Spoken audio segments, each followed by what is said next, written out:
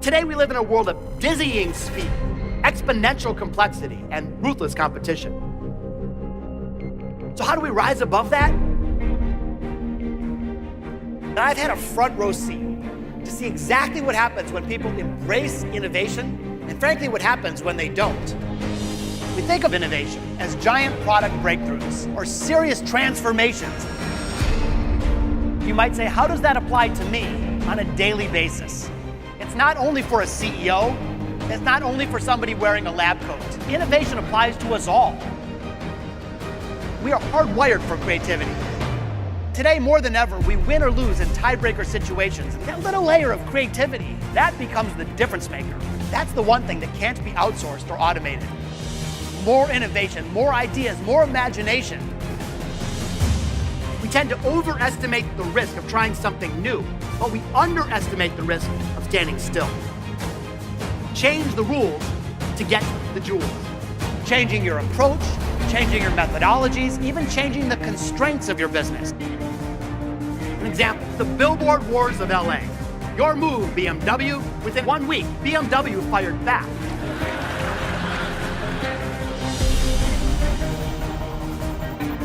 There are times that we owe it to ourselves to take some responsible risks. Here's my suggestion. Pause and ask the question, instead of A, B, or C, is there a D? Is there an E? Or is there an option X? Now is the time to prioritize this gift of human creativity. Let's make today our jumping off point.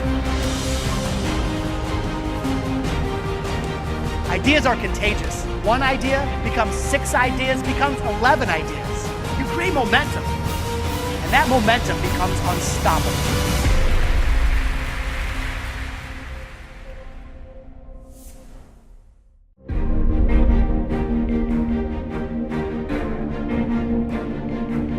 The first core mindset of innovators is an inherent belief that every barrier can be penetrated. In other words, no matter how difficult an obstacle may feel, the Elon Musks of the world, the Thomas Edisons of the world, it's not that they're smarter than any of us, but they just keep going forward. They believe there's got to be a creative workaround. There's got to be some way to scale the mountain. And if they throw enough imagination at a problem, eventually it will melt away. Now, the good news is we need not be starting our own company to think like this. We can apply this in just about any situation. Fun example from a little north of here up in Canada. So a couple months back, an Air Canada flight got stuck out on the runway at the Toronto airport for 7 hours due to weather. Those poor passengers. Well, once they gobbled up all the peanuts and they drank all the booze, they were getting pretty frustrated. They're texting their loved ones, they're tweeting, they're complaining, they're begging the flight attendants. They're saying, look, you at least have to give us some food. Well, an Air Canada flight attendant gets on the horn and says, ladies and gentlemen, I'm sorry, just nothing that can be done. Nothing that can be done.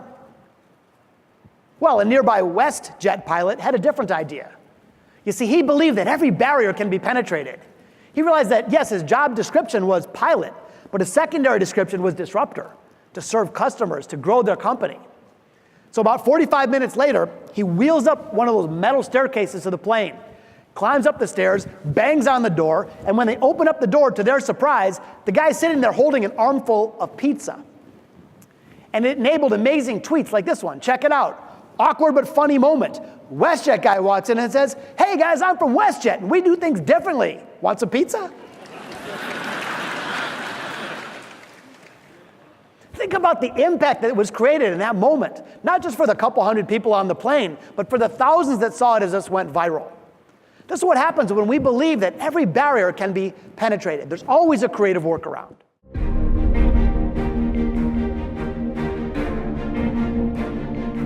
Which brings us to our third core mindset of innovators.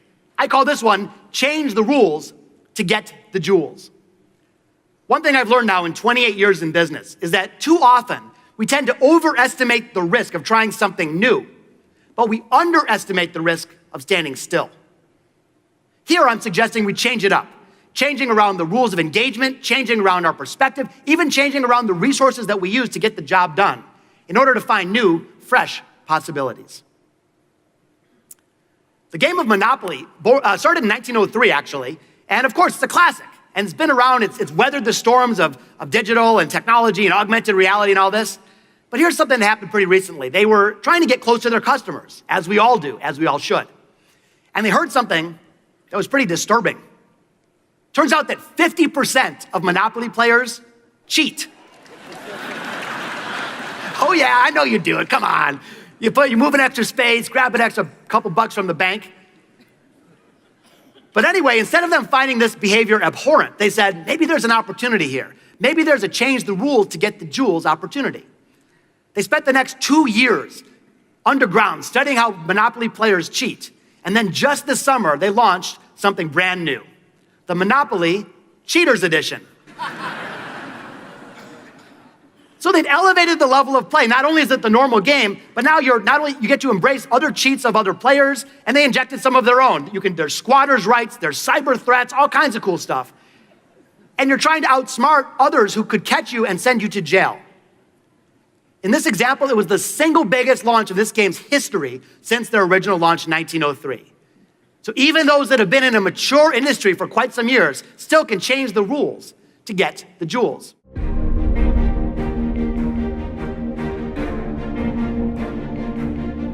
A couple other fun examples for you.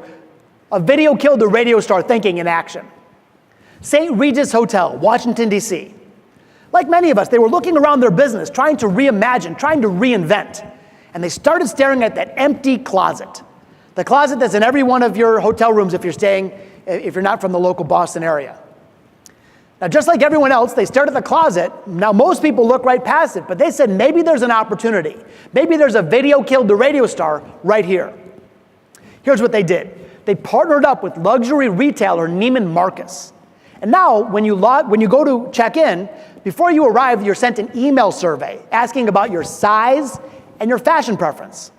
When you walk into your room and open up the closet doors, it's no longer empty, it's stocked with hand-selected goods just for you.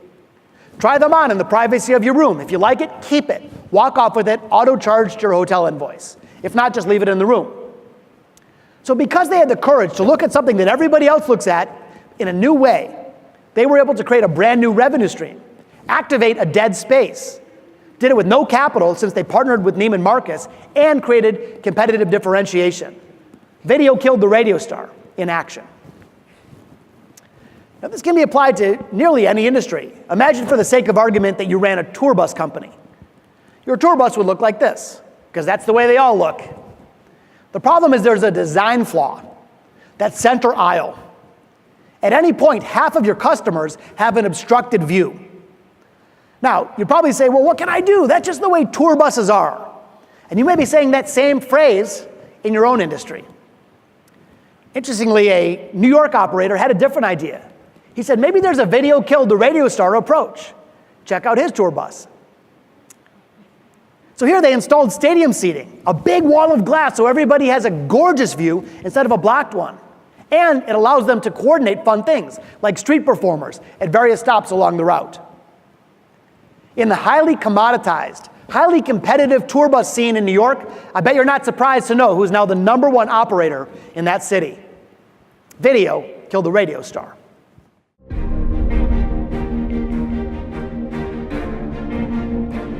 All right, let's move on and take a look at our second core mindset of innovators. This one I like to call video killed the radio star. Many of us remember the song, 1979 actually, first song ever played on MTV, appropriately so. Here's what it means for us. It's about letting go of the past in order to seize the possible. It's a willingness to defy traditions, challenge underlying assumptions, and lean into new possibilities. As I was building my own company, I had a saying. I would repeat it again and again and again, that someday a company will come along and put us out of business. Might as well be us. Video killed the radio star. One of the most innovative ice cream companies, of course, is Ben & Jerry's. Kind of wonder, how do they stay so innovative? Well, one of the things that they do is that they're willing to let go of what was to make room for new, fresh ideas. So when a flavor is no longer successful, they bury it. No, I mean literally, they bury it. They host a business funeral. They celebrate the flavor and all the good it's done in the past, but they clear the way for new ideas. In fact, on their website, welcome to check it out, they have a graveyard for the dead and buried. And it's very clever. This is Wavy Gravy, for example. 93 to 01, it was terrific. But now they let it go. Think about the message that this allows for this incredible company to continue to push the creative boundaries. This morning, I'm going to share a couple very simple techniques, little takeaways that you can take back into your work and put them into action. And the first one, borrowed from our friends at Ben & Jerry's, is simply the business funeral. In other words, is there a system or an approach or a process that you're using maybe for months or years or even decades that it's time to celebrate it? Not a criticism of the past, but let's give it its due in the sun, let it move on to finer pastures, and now we can make room for a better, more relevant, more competitive approach, the business funeral.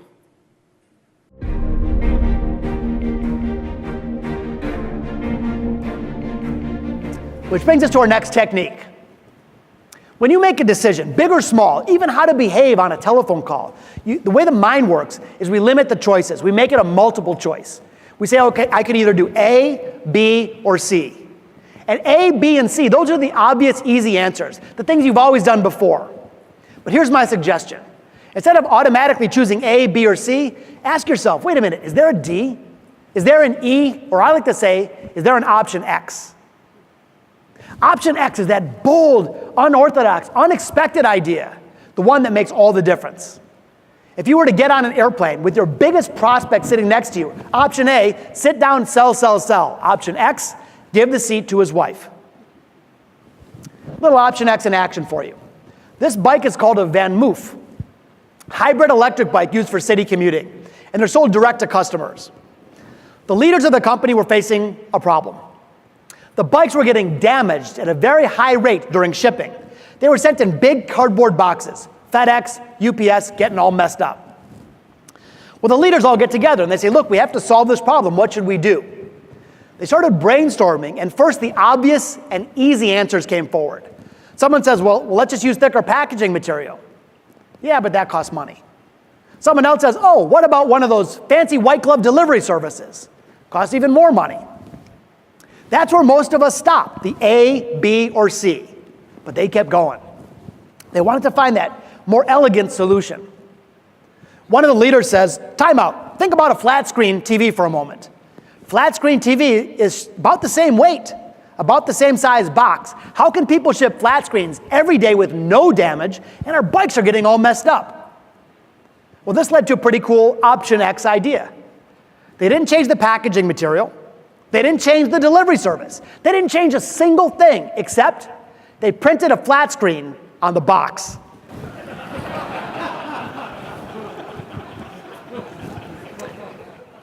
That's it, little extra ink.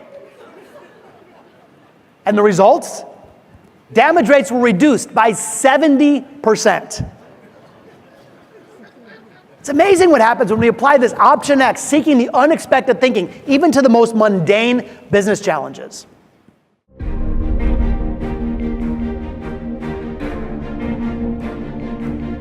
Which brings us to our next core mindset of innovators. This one is around seeking the unexpected.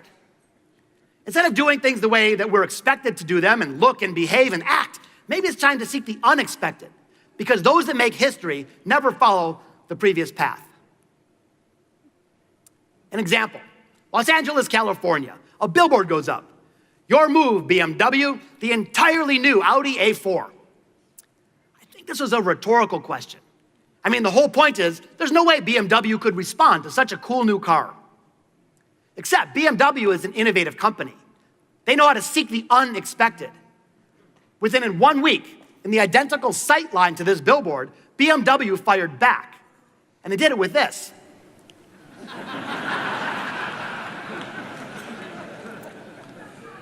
I don't think that's what Audi was hoping for, really. So now it's Audi's turn. The expected thing, call up the lawyers. The unexpected thing, 2 days later, very next billboard, Audi responds, your pawn is no match for our king.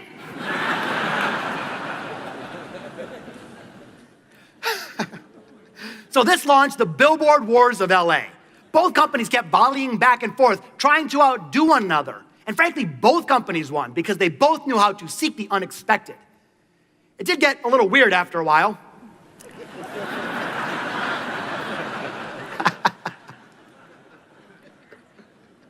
But check it out, at the end of the day, Audi wins. And here's why. They continued to seek the unexpected. Instead of continuing to design more and more billboards from their ad agency, they opened it up to their customers, inviting them to contribute ideas.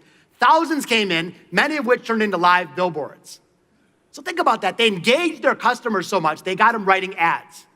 But that wasn't their intent originally at all. They had a whole different idea in mind, totally backfired.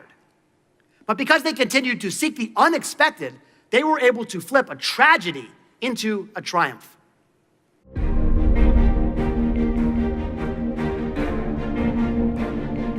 I'd like to, if I may, bring it all home for you with one final story. This is a man named Kos Marte.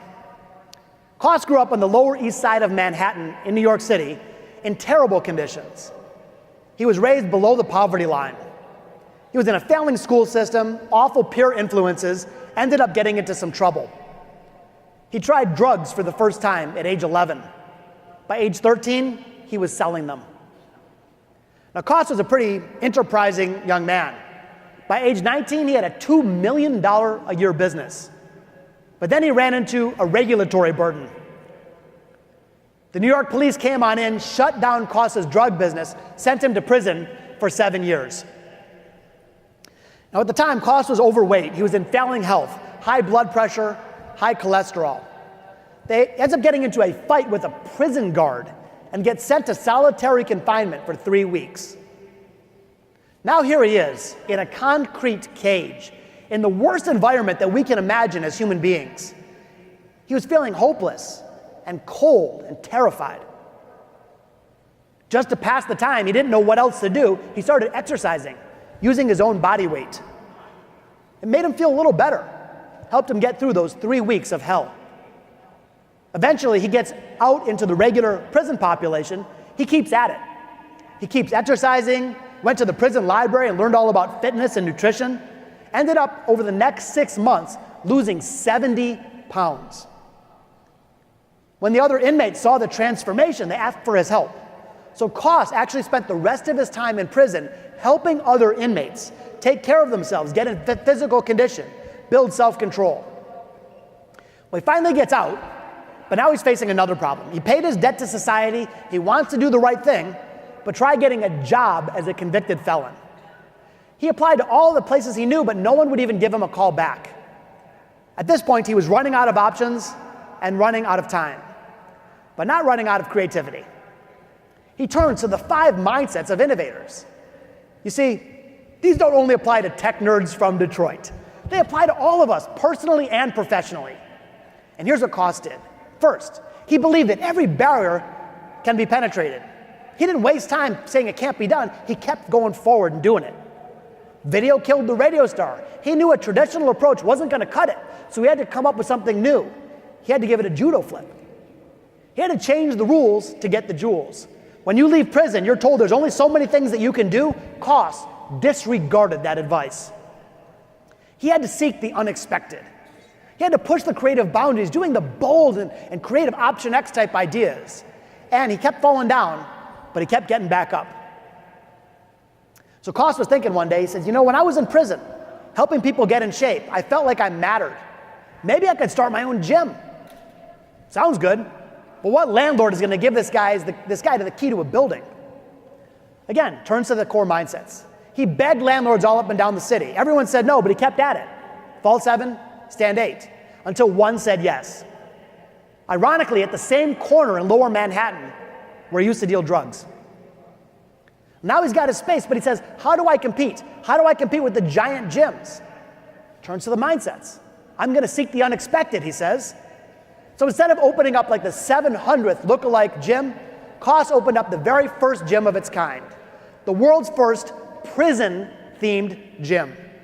Welcome to Con Body. Do the time. So here's what happens. You can see the prison block. You go through the gate, and now you're training in the yard. There's no fancy equipment. Same body weight exercises that Kos developed while in prison. And the folks here not only get a great workout, they have some fun with it. In fact, the members of the gym aren't called members at all. They're called inmates. And the inmates not only have some great exercise, they even get to take pictures like this and post them online. Every aspect of the gym is creative and non-traditional, even his workforce. Instead of hiring people from the industry of fitness and nutrition, every employee at Conbody was previously incarcerated, from the front desk greeter to the personal trainers. Because this gym was authentic and bold and creative, it takes off. I spoke to Cost about a month ago, and he told me that he's now up to 10,000 paying customers in New York City. When people around the world heard about it, they said, we want in on the fun too. And now he streams his courses online for a fee and has paying customers in 22 countries. When he opened up the second location of Conbody, instead of opening up in some dingy old building, he actually opened up inside Saks Fifth Avenue, a luxury retailer in New York. Think about this. Cost went from the lowest place on earth to unimaginable levels of success by embracing these core mindsets. This is what Cost did in his darkest hour. Think what we can do in our finest.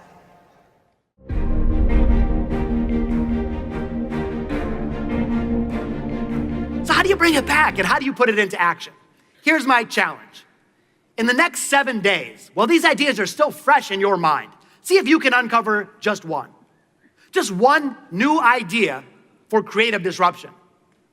You don't have to execute it next week. You don't have to fund it or get approval. In fact, it doesn't have to be a big thing. It can be a little teeny thing, the way you prospect for a new client or the way you send a proposal. If you give yourself permission to just bring one idea to the surface, and I know all of us have at least one, you create momentum, and that momentum becomes unstoppable. Ideas are contagious. One idea becomes 6 ideas, become 11 ideas. And before long, we fully embrace this creative vibe, and we'll continue on to win in the market. You know, the world, our industry, is very different than it was when my dad was at his prime back in the 80s. Today, the stakes have never been higher. The threats have never been bigger. The competition has never been more rough. But I truly believe the opportunity has never been more profound. Let's seize it. Let's make today our jumping off point. Now is our time. Now is our time to push the creative boundaries. Now is the time to prioritize this gift that we all have of human creativity and imagination. Now is the time to change the rules and get the jewels and seek the unexpected. And if we fall down 7 times, let's get back up 8. And if we can do that, truly our best days will be yet to come. Thank you.